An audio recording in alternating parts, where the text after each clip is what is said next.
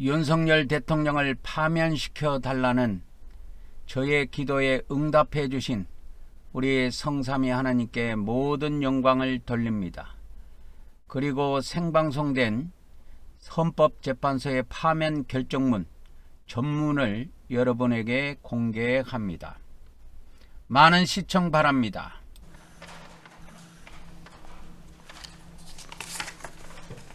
네, 지금부터 2024 헌납 8 대통령 윤석열 탄핵 사건에 대한 선고를 시작하겠습니다.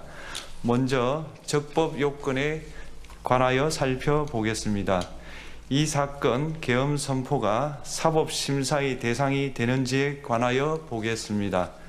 고위공직자의 헌법 및 법률 위반으로부터 헌법 질서를 수호하고자 하는 탄핵 심판의 취지를 고려하면 이 사건 계엄 선포가 고도의 정치적 결단을 요하는 행위라 하더라도 그 헌법 및 법률 위반 여부를 심사할 수 있습니다.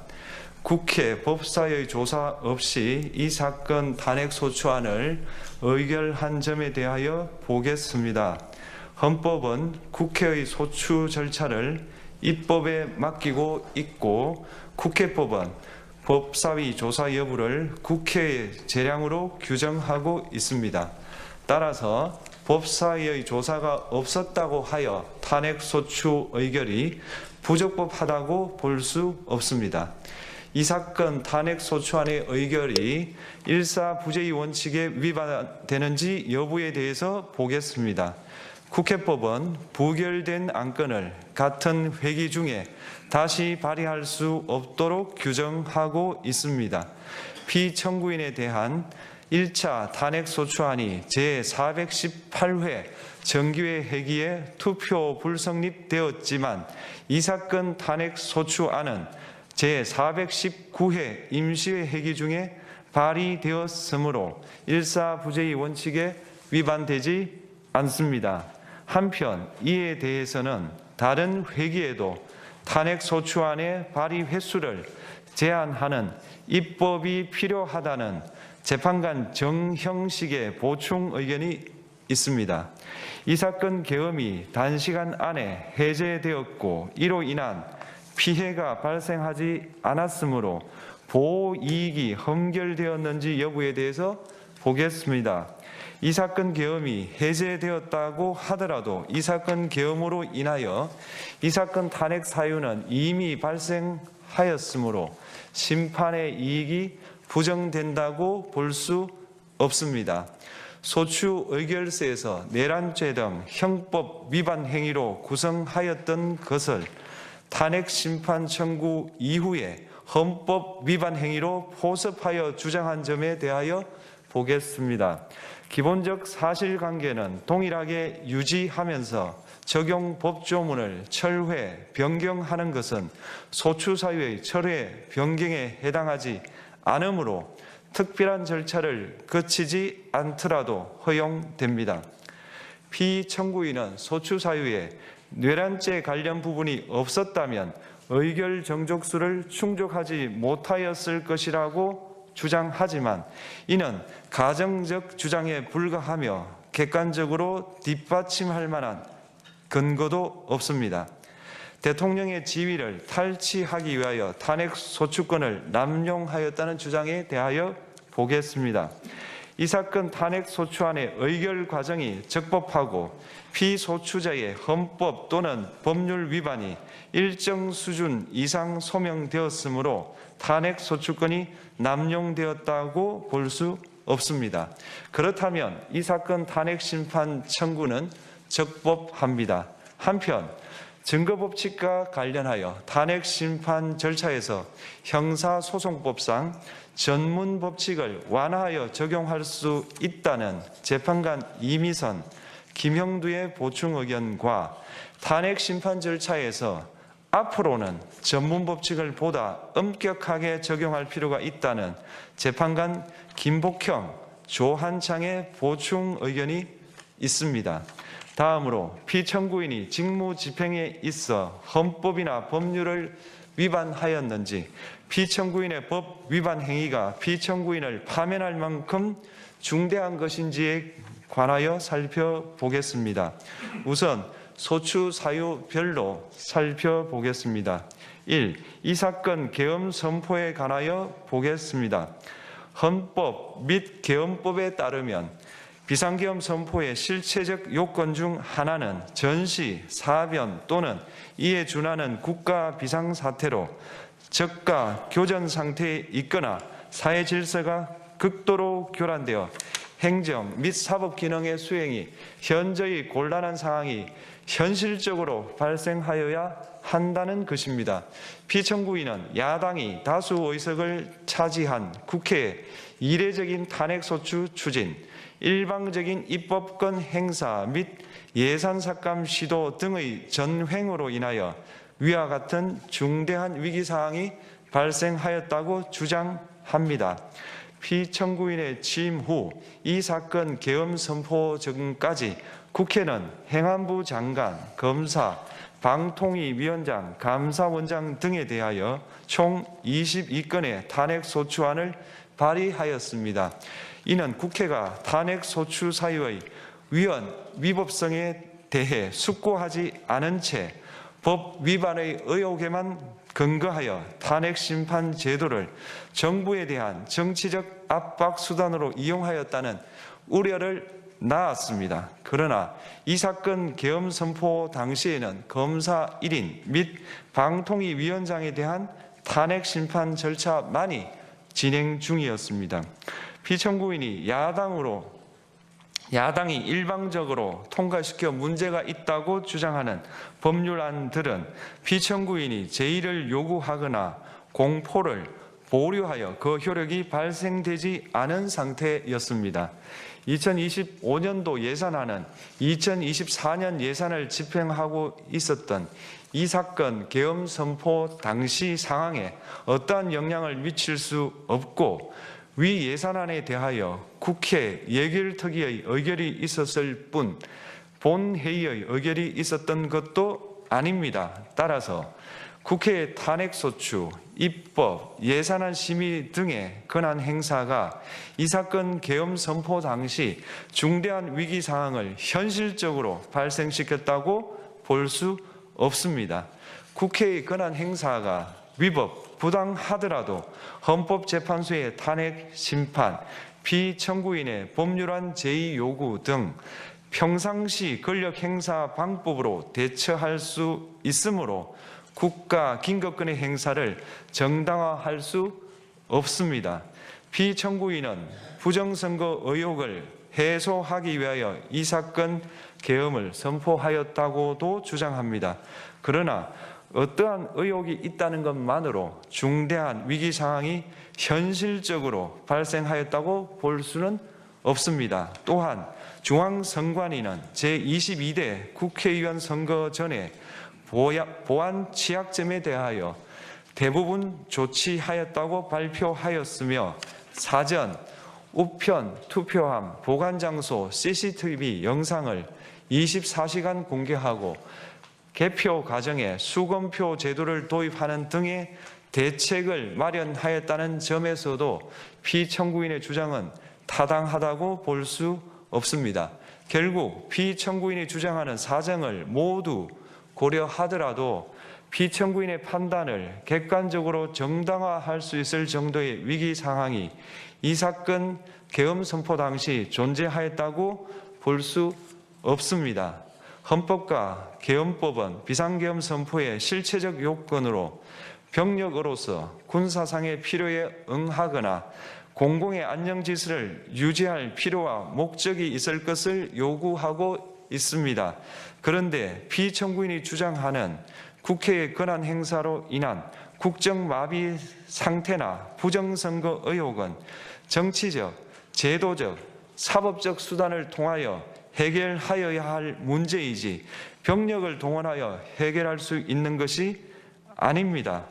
피청구인은 이 사건 계엄이 야당의 전횡과 국정위기 상황을 국민에게 알리기 위한 경고성 계엄 또는 호소형 계엄이라고 주장하지만 이는 계엄법이 정한 계엄 선포의 목적이 아닙니다. 또한 피청구인은 계엄 선포에 그치지 아니하고 군경을 동원하여 국회의 권한 행사를 방해하는 등의 헌법 및 법률 위반 행위로 나아갔으므로 경고성 또는 호소형 계엄이라는 피청구인의 주장을 받아들일 수 없습니다. 그렇다면 이 사건 계엄 선포는 비상계엄 선포의 실체적 요건을 위반한 것입니다. 다음으로 이 사건 계엄 선포가 절차적 요건을 준수하였는지에 관하여 보겠습니다. 계엄 선포 및 계엄 사령관 임명은 국무회의의 심의를 거쳐야 합니다. 피청구인이 이 사건 계엄을 선포하기 직전에 국무총리 및 9명의 국무위원에게 계엄 선포의 취지를 간략히 설명한 사실은 인정됩니다. 그러나 피청구인은 계엄사령관 등 이 사건 계엄의 구체적인 내용을 설명하지 않았고 다른 구성원들에게 의견을 진술할 기회를 부여하지 않은 점을 고려하면 이 사건 계엄 선포에 관한 심의가 이루어졌다고 보기도 어렵습니다. 그 외에도 피청구인은 국무총리와 관계 국무위원이 비상계엄 선포문에 부서하지 않았음에도 이 사건 계엄을 선포하였고 그 시행 일시, 시행 지역 및 계엄사령관을 공고하지 않았으며 지체 없이 국회에 통고하지도 않았으므로 헌법 및 계엄법이 정한 비상계엄 선포의 절차적 요건을 위반하였습니다. 2. 국회에 대한 군경 투입에 관하여 보겠습니다. 피청구인은 국방부 장관에게 국회에 군대를 투입할 것을 지시하였습니다. 이에 군인들은 헬기 등을 이용하여 국회 경내로 진입하였고 일부는 유리창을 깨고 본관 내부로 들어가기도 하였습니다. 피청구인은 육군 특수전 사령관 등에게 의결 정족수가 채워지지 않은 것 같으니 문을 부수고 들어가서 안에 있는 인원들을 끄집어내라는 등의 지시를 하였습니다. 또한 피청구인은 경찰청장에게 계엄사령관을 통하여 이 사건 포고령의 내용을 알려주고 직접 6차례 전화를 하기도 하였습니다. 이에 경찰청장은 국회 출입을 전면 차단하도록 하였습니다. 이로 인하여 국회로 모이고 있던 국회의원들 중 일부는 담장을 넘어가야 했거나 아예 들어가지 못하였습니다. 한편 국방부 장관은 필요시 체포할 목적으로 국군 방첩사령관에게 국회의장, 각 정당 대표 등 14명의 위치를 확인하라고 지시하였습니다. 피청구인은 국가정보원 1차장에게 전화하여 국군 방첩사령부를 지원하라고 하였고 국군 방첩사령관은 국가정보원 1차장에게 위 사람들에 대한 위치 확인을 요청하였습니다. 이와 같이 피청구인은 군경을 투입하여 국회의원의 국회 출입을 통제하는 한편 이들을 끌어내라고 지시함으로써 국회의 권한 행사를 방해하였으므로 국회에 계엄 해제 요구권을 부여한 헌법 조항을 위반하였고 국회의원의 심의 표결권, 불체포 특권을 침해하였습니다. 또한 각 정당의 대표 등에 대한 위치 확인 시도에 관여함으로써 정당 활동의 자유를 침해하였습니다. 피청구인은 국회의 권한 행사를 막는 등 정치적 목적으로 병력을 투입함으로써 국가안전보장과 국토방위를 사명으로 하여 나라를 위해 봉사하여 온 군인들이 일반 시민들과 대치하도록 만들었습니다. 이에 피청구인은 국군의 정치적 중립성을 침해하고 헌법에 따른 국군 통수 의무를 위반하였습니다. 3. 이 사건 포고령 발령에 관하여 보겠습니다. 피청구인은 이 사건 포고령을 통하여 국회, 지방의회, 정당의 활동을 금지함으로써 국회에 계엄 해제 요구권을 부여한 헌법조항, 정당 제도를 규정한 헌법조항, 대의민주주의 권력분리 원칙을 위반하였습니다. 비상계엄 하에서 기본권을 제한하기 위한 요건을 정한 헌법 및 계엄법 조항, 영장주의를 위반하여 국민의 정치적 기본권, 단체 행동권, 직업의 자유를 침해하였습니다. 4. 중앙선관위에 대한 압수수색에 관하여 보겠습니다. 피청구인은 국방부 장관에게 병력을 동원하여 선관위의 전산 시스템을 점검하라고 지시하였습니다. 이에 따라 중앙선관위 청사에 투입된 병력은 출입 통제를 하면서 당직자들의 휴대전화를 압수하고 전산 시스템을 촬영하였습니다. 이는 선관위에 대하여 영장 없이 압수수색을 하도록 하여 영장주의를 위반한 것이자 선관위의 독립성을 침해한 것입니다. 5. 법조인에 대한 위치 확인 시도에 관하여 보겠습니다. 앞서 말씀드린 바와 같이 피청구인은 필요시 체포할 목적으로 행해진 위치 확인 시도에 관여하였는데 그 대상에는 퇴임한 지 얼마 되지 않은 전 대법원장 및 전 대법관도 포함되어 있었습니다. 이는 현직 법관들로 하여금 언제든지 행정부에 의한 체포 대상이 될 수 있다는 압력을 받게 함으로 사법권의 독립을 침해한 것입니다. 지금까지 살펴본 피청구인의 법 위반 행위가 피청구인을 파면할 만큼 중대한 것인지 관하여 보겠습니다. 피청구인은 국회와의 대립사항을 타개할 목적으로 이 사건 계엄을 선포한 후 군경을 투입시켜 국회의 헌법상 권한 행사를 방해함으로써 국민 주권주의 및 민주주의를 부정하고 병력을 투입시켜 중앙선관위를 압수수색하도록 하는 등 헌법이 정한 통치구조를 무시하였으며 이 사건 포고령을 발령함으로써 국민의 기본권을 광범위하게 침해하였습니다. 이러한 행위는 법치국가 원리와 민주국가 원리의 기본 원칙들을 위반한 것으로 그 자체로 헌법 질서를 침해하고 민주공화정의 안정성에 심각한 위해를 끼쳤습니다. 한편 국회가 신속하게 비상계엄 해제 요구를 결의할 수 있었던 것은 시민들의 저항과 군경의 소극적인 임무 수행 덕분이었으므로 이는 피청구인의 법 위반에 대한 중대성 판단에 영향을 미치지 않습니다. 대통령의 권한은 어디까지나 헌법에 의하여 부여받은 것입니다. 피청구인은 가장 신중히 행사되어야 할 권한인 국가 긴급권을 헌법에서 정한 한계를 벗어나 행사하여 대통령으로서의 권한 행사에 대한 불신을 초래하였습니다. 피청구인이 취임한 이래 야당이 주도하고 이례적으로 많은 탄핵 소추로 인하여 여러 고위공직자의 권한 행사가 탄핵 심판 중 정지되었습니다. 2025년도 예산안에 관하여 헌정사상 최초로 국회 예산결산특별위원회에서 정액 없이 감액에 대해서만 야당 단독으로 의결하였습니다. 피청구인이 수립한 주요 정책들은 야당의 반대로 시행될 수 없었고 야당은 정부가 반대하는 법률안들을 일방적으로 통과시켜 피청구인의 제2 요구와 국회의 법률안 의결이 반복되기도 하였습니다.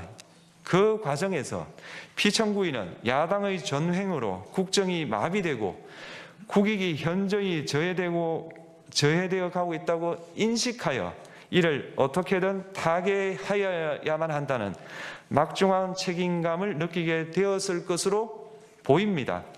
피청구인이 국회의 권한 행사가 권력 남용이라거나 국정 마비를 초래하는 행위라고 판단한 것은 정치적으로 존중되어야 합니다. 그러나 피청구인과 국회 사이에 발생한 대립은 일방의 책임에 속한다고 보기 어렵고 이는 민주주의 원리에 따라 해소되어야 할 정치의 문제입니다. 이에 관한 정치적 견해의 표명이나 공적 의사결정은 헌법상 보장되는 민주주의와 조화될 수 있는 범위에서 이루어져야 합니다. 국회는 소수 의견을 존중하고 정부와의 관계에서 관용 그리고 자제를 전제로 대화와 타협을 통하여 결론을 도출하도록 노력하였어야 합니다. 피청구인 역시 국회의 대표인 국회를 협치의 대상으로 존중하였어야 합니다. 그럼에도 불구하고 피청구인은 국회를 배제의 대상으로 삼았는데 이는 민주정치의 전제를 허무는 것으로 민주주의와 조화된다고 보기 어렵습니다. 피청구인은 국회의 권한 행사가 다수의 횡포라고 판단했다 하더라도 헌법이 예정한 자구책을 통해 견제와 균형이 실현될 수 있도록 하였어야 합니다. 피청구인은 취임한 때로부터 약 2년 후에 치러진 국회의원 선거에서 피청구인이 국정을 주도하도록 국민을 설득할 기회가 있었습니다. 그 결과가 피청구인의 의도에 부합하지 않더라도 야당을 지지한 국민의 의사를 배제하려는 시도를 하여서는 안 되었습니다. 그럼에도 불구하고 피청구인은 헌법과 법률을 위반하여 이 사건 계엄을 선포함으로써 국가 긴급권 남용의 역사를 재현하여 국민을 충격에 빠뜨리고 사회, 경제, 정치, 외교 전 분야의 혼란을 야기하였습니다. 국민 모두의 대통령으로서 자신을 지지하는 국민을 초월하여 사회 공동체를 통합시켜야 할 책무를 위반하였습니다. 군경을 동원하여 국회 등 헌법기관의 권한을 훼손하고 국민의 기본적 인권을 침해함으로써 헌법소의 책무를 저버리고 민주공화국의 주권자인 대한국민의 신임을 중대하게 배반하였습니다. 결국 피청구인의 위법 행위는 국민의 신임을 배반한 것으로 헌법소의 관점에서 용납될 수 없는 중대한 법 위반 행위에 해당합니다. 피청구인의 법 위반 행위가 헌법 질서에 미친 부정적 영향과 파급 효과가 중대하므로 피청구인을 파면함으로써 얻는 헌법소의 이익이 대통령 파면에 따르는 국가적 손실을 압도할 정도로 크다고 인정됩니다. 이에 재판관 전원의 일치된 의견으로 주문을 선고합니다. 탄핵 사건이므로 선고 시각을 확인하겠습니다. 지금 시각은 오전 11시 22분입니다. 주문, 피청구인 대통령 윤석열을 파면한다. 마치겠습니다.